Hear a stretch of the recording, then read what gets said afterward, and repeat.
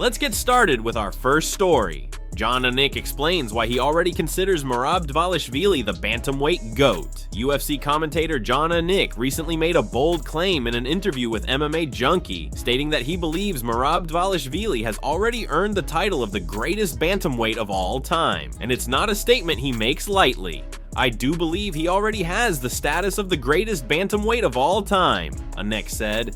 "And I say that as a man who, if I got married this weekend, Dominic Cruz would be a groomsman. He's one of my best friends in the world." This admission makes Janik's praise of Morab even more significant. He holds deep personal ties to Cruz, a pioneer of the bantamweight division and a former champion many still view as one of the all-time greats. Yet Janik feels Morab's accomplishments in today's competitive MMA landscape simply outshine the past. "When I look at the body of work of Morab in the modern era," he continued, "it's remarkable. He could easily be 14-0 in the UFC. His only 2 losses came early, one to Frankie Saenz and a controversial finish against Ricky Simon. Since those setbacks, Morab has strung together 12 straight victories, dominating some of the best names in bantamweight history before even fighting for the title. Among the fighters Morab has defeated are former champions and elite contenders: Henry Cejudo, Petr Yan, Jose Aldo, and Sean O'Malley. These aren't just names, they are legends of the sport, and Morab made statements against each one. In what Janik refers to as the challenger timeline, Dvalishvili also defended the bantamweight title against Umar Nurmagomedov, a rising star from the storied Nurmagomedov family, known for their dominance in the sport. It was a fight that many thought would finally halt Morab's momentum, but instead it only solidified his reign. Now, with a highly anticipated rematch against Sean O'Malley on the horizon, Morab is continuing to cement his legacy with each performance.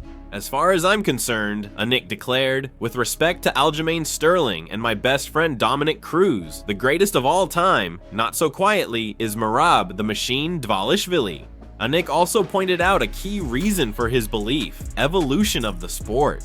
"I am biased to the modern era," he admitted. "I didn't call a lot of Dominic Cruz's prime, but the game has evolved. The level of competition in 2025 is far beyond what it was in 2012. The #1 contenders now are more well-rounded, more conditioned, and more dangerous." In Janik's eyes, the GOAT conversation isn't just about titles or flashy knockouts. It's about consistency, dominance, and evolution. And on all counts, Morab Dvalishvili checks the boxes. "So for me," Janik concluded, "Morab's the guy." Let's move on to the second story. The MMA community reacts to Kabib Nurmagadov declining a handshake. A short video of former UFC lightweight champion Kabib Nurmagadov has gone viral, but not for anything he did inside the cage. This time, it's a cultural moment that sparked heated conversation online. In the clip, Kabib is approached by a female reporter who offers her hand for a handshake. Kabib politely declines, keeping his hands by his sides, then proceeds to shake hands with the men standing nearby. The woman, appearing surprised at first, quickly apologizes, seemingly realizing the reason for his refusal. For those familiar with Kabib's background, the moment wasn't unexpected. As a devout Muslim, Kabib follows Islamic teachings, one of which discourages physical contact, including handshakes, between men and women who aren't married or closely related. While this gesture may seem strange to some, within his faith, it's an act of modesty and respect, especially toward his wife. The MMA community didn't take long to react, and the opinions were diverse, though a large portion of fans backed Kabib's stance. One fan commented, "Some guys, as advertised, honorable. It's a respect to his wife. He doesn't touch other women." Others noted the woman's response. She apologized because she saw he declined her gesture politely. That says a lot about both of them. Another pointed out her face when Kabib refused the handshake. She already knew he wouldn't shake her hand. This sparked speculation that the moment may not have been entirely spontaneous. The responses weren't limited to praise though. Some users felt the interaction was deliberately staged, suggesting it was a setup to paint Kabib in a bad light. She deliberately did that to set him up for drags. Others echoed that sentiment, saying, "The handshake thing feels staged for clicks. Even Kate Abdo must have known. Feels more like a setup than a real moment."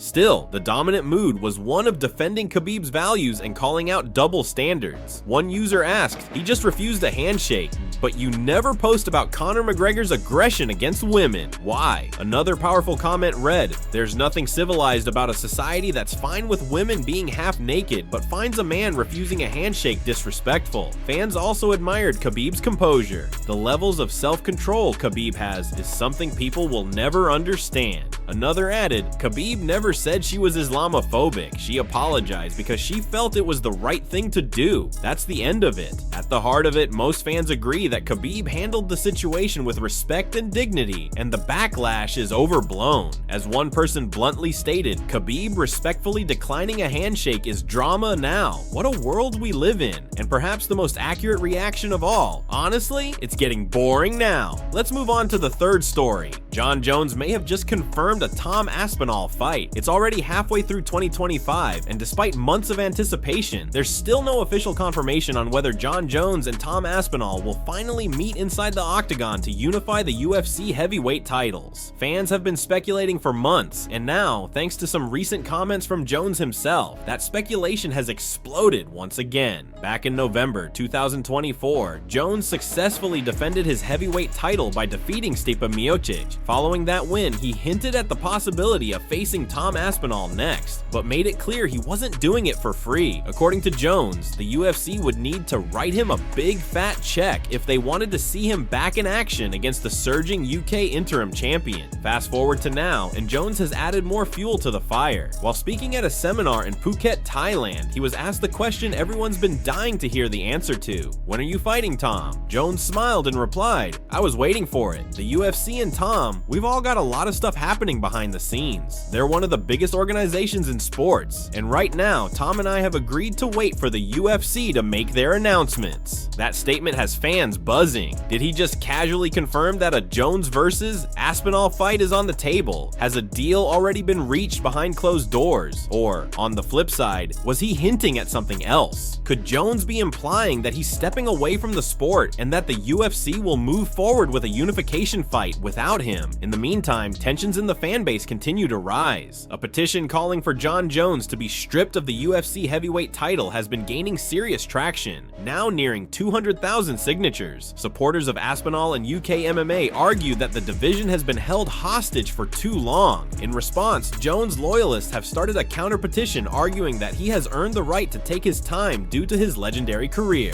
Jones, known for trolling his critics online, took to social media to stir the pot even more.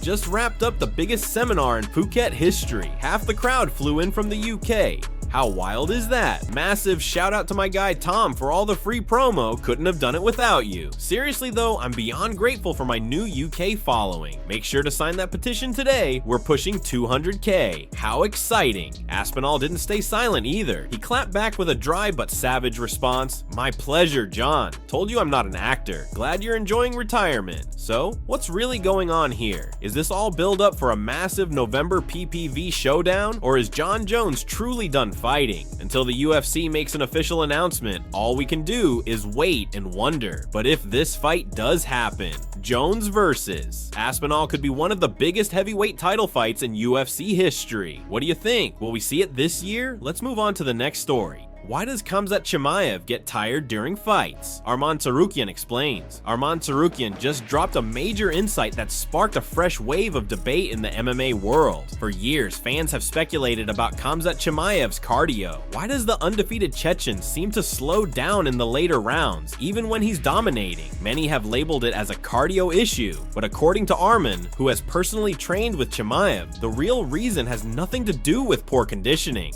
Khamzat doesn't have bad cardio, Arman said. He's just overtrained. Yes, overtrained. Arman claims that before fight night even arrives, Khamzat has already burned himself out in the gym. His training sessions aren't normal, they're war zones. Instead of tapering or pacing himself, Khamzat attacks every sparring session like it's the actual fight. The guy goes through 5 or 6 fresh bodies in the gym, back to back. Arman revealed he dominates them, drops them, refuses to slow down. That kind of training intensity leaves nothing in the tank by the time fight night comes. This explanation adds new context to some of Chimaev's recent performances, especially fights where he started strong but visibly faded in the later rounds. According to Arman, it's not a cardio limitation, it's a case of leaving his best energy in the gym, and it's not just Arman saying this. Other fighters who've trained with Khamzat, like Jalen Turner, Alexander Gustafsson, and Michael Venom Page, have all commented on the insane pace and violence of Chimaev's sparring. He's known for bringing fight night intensity into everyday training, a habit that impresses everyone around him but also comes with a cost. Arman didn't stop there. He also made bold predictions about Islam Makhachev's future. "I think Islam will become champion at welterweight and stay there. After cutting weight for 170, he might say, 'I'm not going back down,' and no one will blame him." Arman believes that after moving up to 170, Islam will realize how much better his body feels without the brutal weight cuts and may decide to finish his career at welterweight. "I think he'll defend the belt twice and then retire." According to Arman, the welterweight division today is a different landscape from what it was during the Kamaru Usman era, where one man ruled the division with an iron grip. Now, the title seems to constantly change hands, opening the door for a dominant figure like Makhachev to take over. But Arman added one more powerful statement, one that shows the deep respect fighters have for Khamzat Chimayv. If Khamzat was still at 170, nobody would beat him. Even at 185, I don't think anyone can truly compete with him. He's just on another level. So maybe the next time Chimaev looks tired in a fight, it's not because he didn't prepare. It might be because he prepared too much. Let's move on. Is Alex Pereira done with MMA? Rumors are heating up, and fast. Is UFC light heavyweight champion Alex Pereira about to walk away from MMA? That's the question fans are asking after Magomed Ankalaev dropped a major update about their long-anticipated rematch. Initially, it seemed both fighters were gearing up to face off this summer, possibly headlining UFC 317 on June 28th. But now, things are looking murky. According to Ankalaev, Pereira has rejected the fight offer, and Magomed is sounding off. He tweeted, "Alex is done. He's never coming back. Let's move on."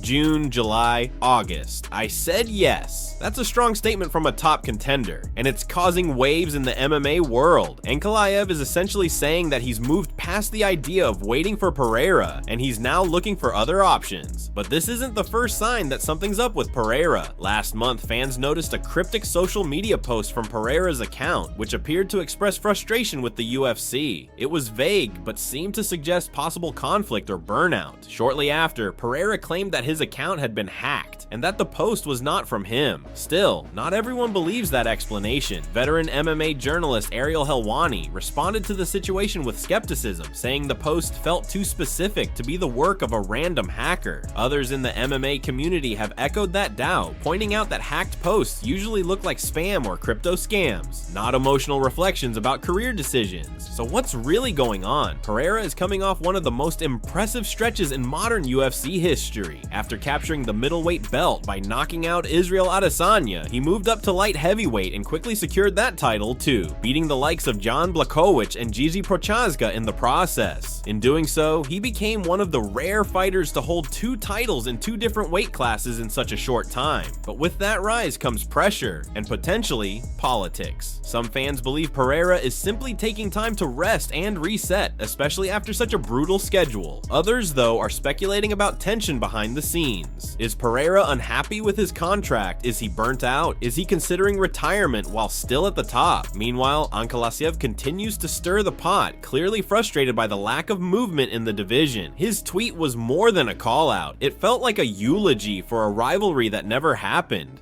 June, July, August. I said yes. So what happens next? Does Pereira return and defend his title? Or does he walk away from the sport entirely, potentially leaving the UFC with a vacant light heavyweight belt and more questions than answers? Let us know what you think. Is Poatan really done with MMA? Drop your thoughts in the comments below. Finally, let's wrap up with one more crazy story. Khamzat Chimayv gets into a street brawl with Shara inside a Moscow subway station. Yes, you read that right. Two of the most feared fighters in MMA, Khamzat Chimayv and Shara Magomedov, reportedly ended up in a wild street fight, not in the octagon, but inside a Moscow subway station. The story surfaced during a recent interview Shara Magomedov gave to Russian media. In the interview, Shara casually dropped the bombshell that he and Chimaev got into a heated brawl with 4 local men, and the whole thing kicked off over a shoulder bump. According to Shara, it started like a typical misunderstanding. One of the local men accidentally bumped into Khamzat, but instead of apologizing, things escalated quickly. Words were exchanged, tempers flared, and within seconds, the situation exploded into a full-on street fight. Shara described it like this: "Two of the guys got knocked out during the scuffle." Yeah, you can imagine how that played out. We're talking about two of the most explosive, dangerous strikers on the planet, both known for their aggression, speed, and knockout power, going up against 4 untrained civilians in a crowded subway. And now, fans are desperately waiting for footage to drop. As of now, no video has surfaced, but rumors are swirling that security camera footage might exist. If it leaks online, there's no doubt it would break the internet. With how cinematic both men fight inside the cage, seeing them in a raw, uncontrolled street environment would feel like something straight out of an action movie. The incident is also sparking serious debate in the MMA world. Should elite fighters like Chimaev and Shara be getting into fights in public? Or is this just another example of how these warriors live and breathe combat no matter where they are? Some fans are defending them, saying it was self-defense after the locals became aggressive. Others think the situation could have been de-escalated without violence. But either way, this story has lit a fire on MMA forums across the globe. And let's be honest, it just adds to the mythology of both fighters. Khamzat Chimayv is already a feared, undefeated monster in the UFC. Shara, meanwhile, is becoming one of the most exciting rising stars in Russian MMA. Seeing them team up in a real-life fight, that's something nobody expected, but nobody will forget. That's all for today's fight news. Be sure to like, comment, and subscribe for more wild updates from the fight world.